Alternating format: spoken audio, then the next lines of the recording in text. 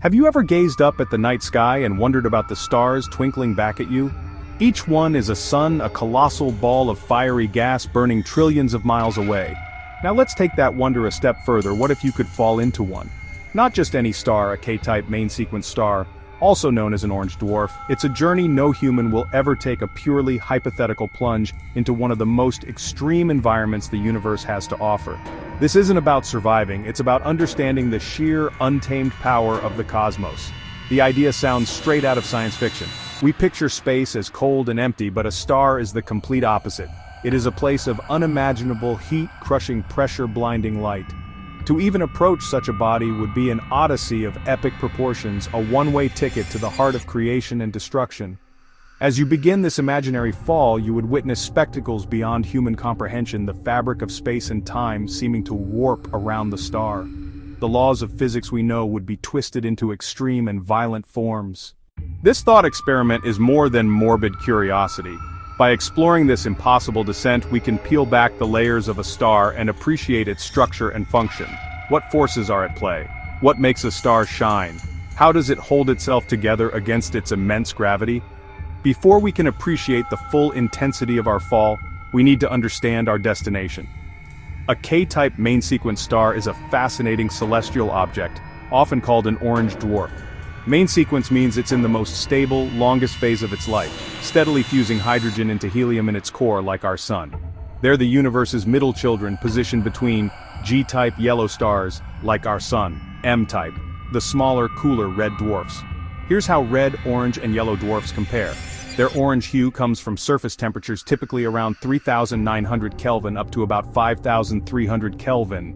What truly sets K-type stars apart is their incredible longevity and stability. Our sun has a total lifespan of about 10 billion years. A K-type star can burn steadily for 15 to 70 billion years. That's a timescale so vast it dwarfs the current age of the universe, about 13.8 billion years, which means almost every K-type star that's ever formed is still shining today. Their slow, methodical fusion makes them incredibly reliable, producing consistent energy without the violent flares common to red dwarf cousins. In size and mass, they're in a cosmic sweet spot, typically between 0.6 and 0.9 times the mass of our sun, big enough to host planetary systems but not so massive they burn out fast. Their luminosity is less than the sun's but more than a red dwarf's. That creates a wider, more stable Goldilocks zone. Let's start with what we know best, our own sun, a G-type star. The sun is a vibrant yellow-white star, a powerhouse of energy. It has nurtured life on Earth for billions of years. However, it is relatively short-lived in the grand cosmic scheme. The sun is more massive and burns hydrogen much more rapidly than a K-type star. Now the other end, M-type stars, red dwarfs. They are the most common stars, about 75% of the galaxy, much smaller, cooler, and far dimmer than K-types, leaving planets tidally locked, one side always day, the other always night. They also flare violently, blasting nearby planets with sterilizing radiation. Enter the K-type, our Goldilocks candidate. It avoids those extremes. An orange dwarf is the happy medium. Now, the moment of truth. The imaginary journey begins. Long before you reach what could be called the surface, your fate is sealed. Thousands of miles out, the heat would be utterly overwhelming. The star's radiation, a torrent of high-energy photons from its core, would bombard your vessel and your body. Temperature jumps from hundreds to thousands of degrees Celsius in mere seconds. Any conventional material would vaporize instantly. Your body, mostly water, would flash into steam before you can register burning. Assuming you survived the heat, next comes the star's immense gravity. A K-type star is smaller than the sun, but packs nearly the same mass into a tighter volume. As you fall closer, gravity becomes extreme. Tidal forces would stretch you, spaghettification. There is no solid surface to land on. A star isn't a solid ball, it's a sphere of plasma, a superheated state where electrons are stripped from atoms. You plunge through the chromosphere, then the photosphere, a churning, convective sea of incandescent gas. Hydrogen nuclei slam together and fuse into helium. In this crucible, anything that was you is utterly obliterated, your mass converted into a fleeting burst of energy that feeds the star's glow.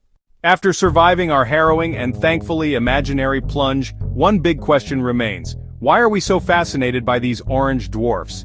The answer isn't their fiery interior, it's the gentle, life-giving potential for their planets.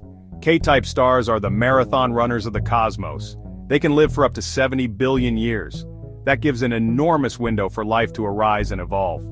Complex life on Earth took nearly 4 billion years to develop. On a planet around a K-type star, evolution would have an even longer, more stable runway. They emit a steady stream of light and heat, creating a predictable, nurturing environment. Combine these and K-type stars emerge as prime targets for SETI and habitable exoplanet searches.